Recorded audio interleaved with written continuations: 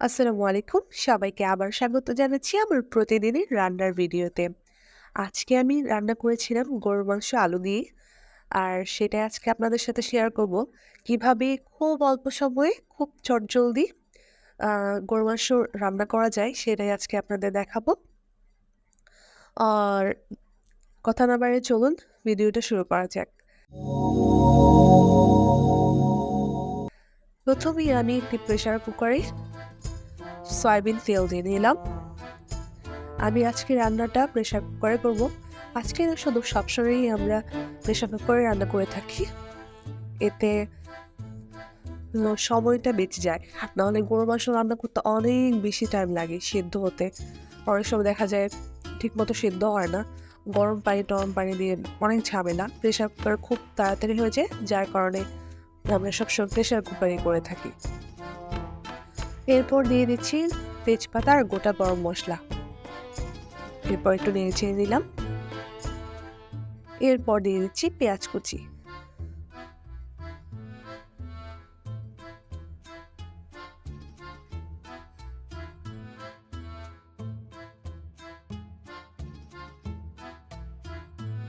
সরিষার তেল যেহেতু এর জন্য ফেনা উঠে গেছে।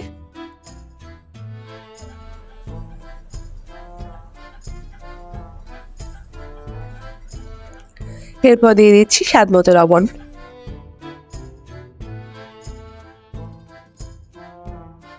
পরে এগুলো ভালো মতো নেড়ে-চেড়ে নেব। একটু দেখে নিলাম যে পেঁয়াজটা গোল্ডেন হয়েছে কিনা। এরপর এতে দিয়ে দিচ্ছি আদা রসুনের পেস্ট।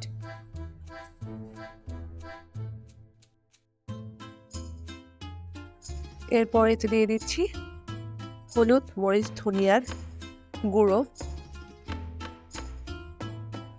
এরপর মশলাটার সাথে পেঁয়াজটা ভালো মতো মিক্স করে নিব। পরে দিয়ে দিচ্ছি গরুর মাংসের মশলা।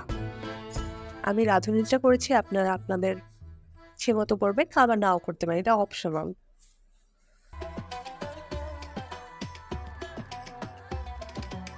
মশলাটা ভালো কষানো হয়ে গেলে এতে দিয়ে দিতে হবে কেটে রাখা একটা মাংসের।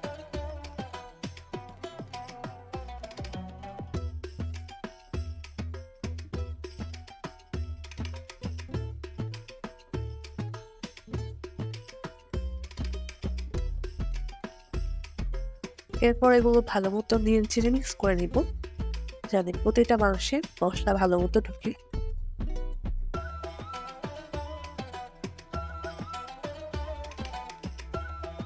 আমি সবসময় প্রেসার কুকারে একবার শুধুই কষিয়ে নেই। এতে আবার অনেকে আলাদা মাংসটা কষিয়ে দেন প্রেসার কুকারে দিয়ে সিটি দেয়। আমার এসব ঝামেলা ভালো লাগে না। আমি একবারে এটার মধ্যেই মশলাটা ভালো মতো কষিয়ে নিই। কষানো হয়ে গেলে তারপর পানি দিই, আলু দিই বলে আবার সিটি মেরে নিই। আপনাদের যেভাবে সুবিধা আপনারা ওইভাবে করতে পারেন। এই তো একটু ঢাকনা দিয়ে ঢেকে দিয়েছিলাম। এরপর আবার একটু নেড়ে নিলাম। মাঝে মাঝে নেড়ে দিতে হবে, না হলে লেগে যেতে পারে। এরপর যে আমি আরো কিছু পেঁয়াজ কুচি দিয়ে নিলাম। এভাবে দিলে মাংসটা খেতে মজা লাগে। আবার ঢেকে দিলাম। মশলাটা আর একটু কষাতে হবে মাংসের সাথে।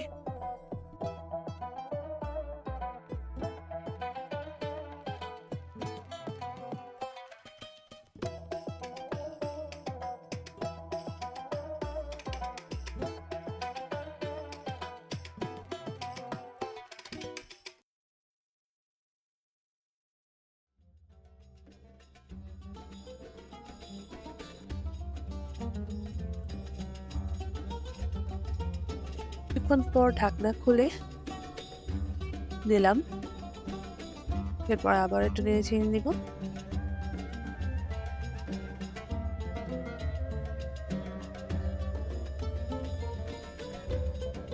আবারও নেড়ে মতো কষানো হয়ে গেছে। কড়াইয়ের মধ্যে দিয়ে দিলাম কেটে রাখা আলু। ভালো মতো মাংসের সাথে মিক্স করে নিচ্ছি।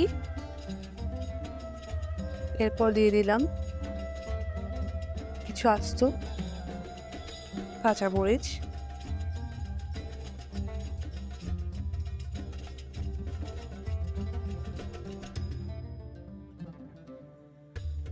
একটু বেরেস্তা একটু হাত দিয়ে ভেঙে ভেঙে দিলাম, এতে টেস্টটা অনেক ভালো আসে। এটা অপশনাল, আপনারা দিলে দিতে পারেন, না দিলে নাও দিতে পারেন, কিন্তু দিলে খেতে মজা লাগে মাংসের।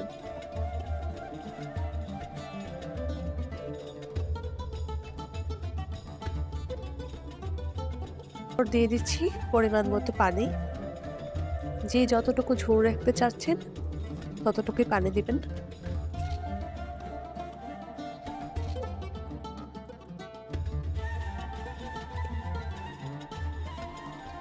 এরপর লবণটা টেস্ট করে নিয়েছি, কিছু লবণ লাগতো এ পর্যায়ে দিয়ে দিলাম। এখন ঢেকে 6-7টা সিটি দিয়ে নিব, আপনাদের কম বেশি লাগতে পারে। এরপর আবার ঢেকে দিলাম। ফাইনাল লুক অবশ্যই কমেন্ট করে জানাবেন আজকের ভিডিওটা আপনাদের কেমন লেগেছে, এবং আপনারা কে কোথায় থেকে ভিডিওতে দেখেন সেটাও আমাকে জানাবেন। আর অবশ্যই আপনারা বাসায় এটা ট্রাই করবেন, খেতে খুবই মজা। তো আজকের মতো এখানেই বিদায় নিচ্ছি, সবাই ভালো থাকবেন। আসসালামু আলাইকুম। লাইক, শেয়ার অ্যান্ড সাবস্ক্রাইব করে পাশে থাকা বেল আইকনটি প্রেস করে রাখবেন এবং আপনার মূল্যবান মতামতগুলো আমাদের কমেন্ট করে জানাবেন।